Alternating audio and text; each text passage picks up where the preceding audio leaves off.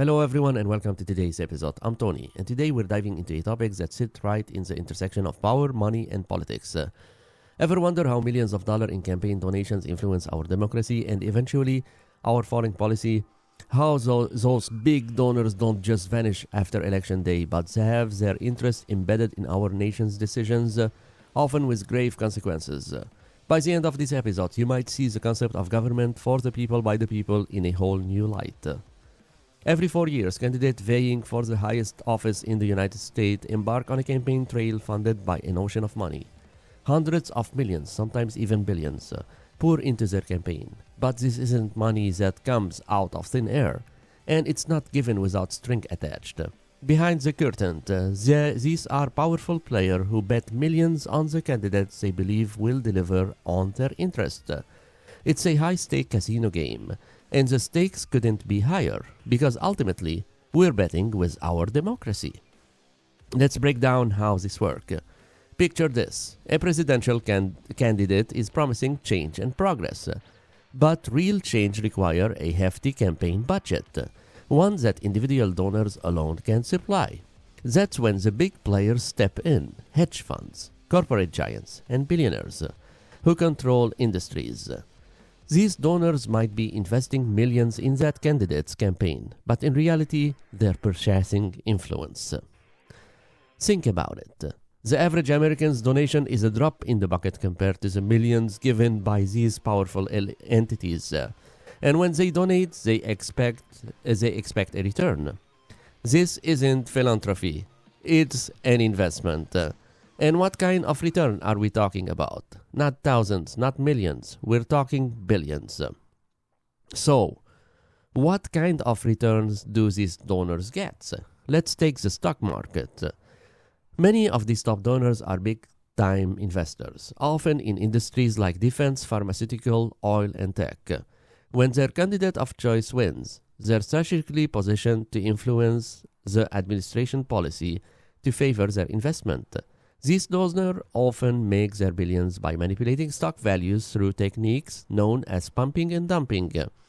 They artificially inflate stock values, pumping them up, convincing everyday Americans that this is the next big opportunity, only to dump them when they're at their peak, leaving average investors with the lose.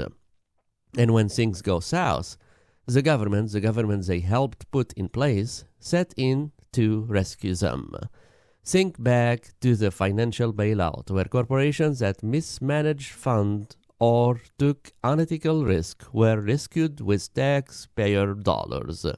Meanwhile, the American people who played no part in this reckless gamble ended up paying the price. And it doesn't stop with the stock market. The cycle continues and sometimes it even leads to war. Imagine a candidate is elected thanks to millions from those corporate giants, many of whom are heavily invested in defense and weapon manufacturing.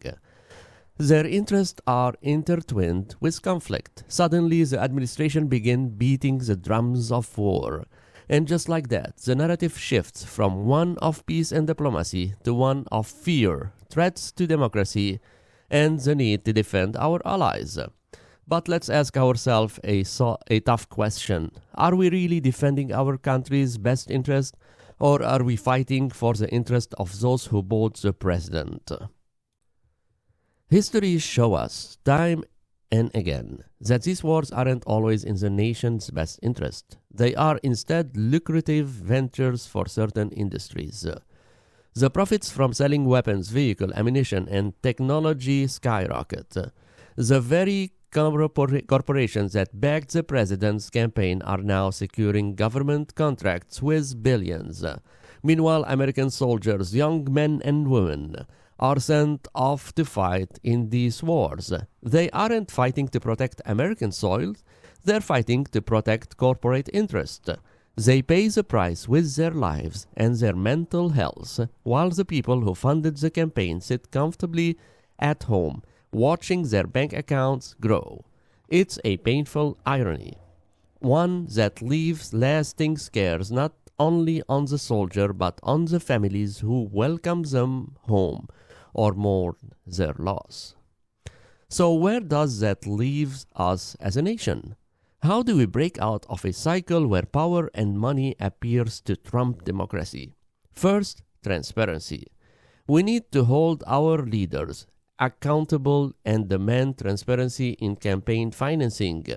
Who is funding their campaigns and what are they getting in return? And secondly, we have to be informed voters. It's easy to get caught up in a candidate's charisma or promises, but we have to dig deeper and question whose interests they're truly serving. Are they fighting for you and me, or are they fighting for their campaign's biggest donors? Thank you for tuning into today's episode. The truth is, the power of democracy lies not in the pockets of a few, but in the hands of the many. If we don't ask the hard question and demand accountability, we risk letting our democracy become a tool for corporate gain instead of a voice for the people. So next time you see the campaign ads, the rallies, the debates, remember that behind the scene there's a silent auction, and every bid affects our future. Until next time, stay informed, stay vigilant, and remember, real power is not bought. It is earned by the people, for the people.